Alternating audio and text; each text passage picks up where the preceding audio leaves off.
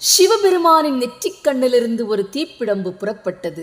அதை அக்னி பகவான் 6 தீப்பொறிகளாக பிரித்தார். 6 தீப்பொறிகளையும் வாயு பகவான் சரவண பொய்கைக்கு கொண்டு சென்றார். 6 தீப்பொறிகளும் சரவண பொய்கையில் 6 தாமரை மலர்களில் விழுந்தது. 6 குழந்தைகளாக மாறியது.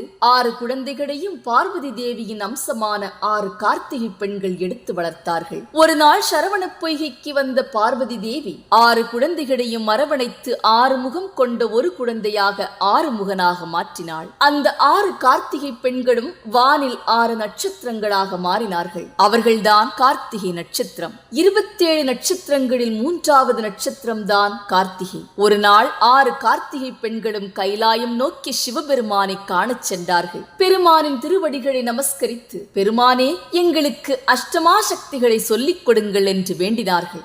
8 வல்ல சக்திகள் தானே, சரி அமருங்கள் என அஷ்டமா சக்திகளை சொல்லத் தொடங்கினார். கொஞ்ச நேரம் கேட்டவுடன் சோர்வு வந்ததால் அவர்கள் வேடிக்கை பார்க்க தொடங்கிவிட்டார்கள். பல முறை பெருமான் எச்சரித்தும் அவர்கள் கேட்கவில்லை. கோபத்தில் பெருமான் கற்றலில் கவனமில்லாததால் நீங்கள் கற்பாறைகள் ஆக கடவீர்கள் என்று சாபம் கொடுத்தார். அவர்களும் பூலோகத்தில் 6 பாறைகளாக மாறினார்கள். பாறைக்கருகில் ஒரு ஆலமரம். ஆலம்பழங்கள் பாறையில் விழுந்து அதை மூடி மறைத்தது. 1000 ஆண்டுகளுக்கு பிறகு பெருமான் தன் மகனை வளர்த்த பெண்கள் அல்லவா என நினைத்து ஒரு லிங்கமாக அவர்களுக்கு தரிசனம் கொடுத்து சாப விமோச்சனமும் கிடைத்தது.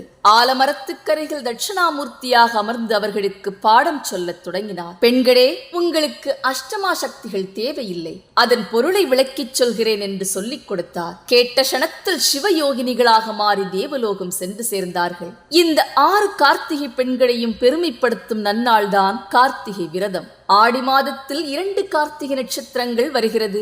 ஆகஸ்ட் 16ஆம் தேதியன்று வரும் கார்த்திகை அஷ்டமி திதியோடு இணைந்து வருகிறது. அஷ்டமி என்பதால் பைரவரையும், கோகுலாஷ்டமி என்பதால் கிருஷ்ணரையும், கார்த்திகை என்பதால் முருகனையும், சனி என்பதால் சனி பகவானையும் விரதமிருந்து வழிபட அத்தனை தெய்வங்களின் அருளும் ஒரு சேர கிட்டும். கார்த்திகை நன்னாளில் அதிகாலையில் எழுந்து நீராடி வீட்டை சுத்தம் செய்து பூஜை அறையில் இருக்கும் முருகபெருமானின் படத்தை துடைத்து சுத்தம் செய்து செந்நிற பூக்களால் அலங்கரித்து அகல் விளக்கேற்றி பால் தேன் கலந்து நெய்வேத்தியமாக படைத்து தீபதூப ஆராதனை காட்டி முருகன் பாடல்களை பாடி மந்திரங்களை மனதார உச்சரித்து விண்ணப்பங்களை ஏறெடுத்து வழிபாட்டை நிறைவு செய்யுங்கள். கலியுகத்தின் கண்கண்ட தெய்வமான முருகபெருமானை கார்த்திகை நாளில் முடிந்தவர்கள் விரதமிருந்து, முடியாதவர்கள் பால் பழம் உண்டு விரதமிருந்து வழிபட நினைத்தது நடக்கும் என்பது நம்பிக்கை. நன்றி.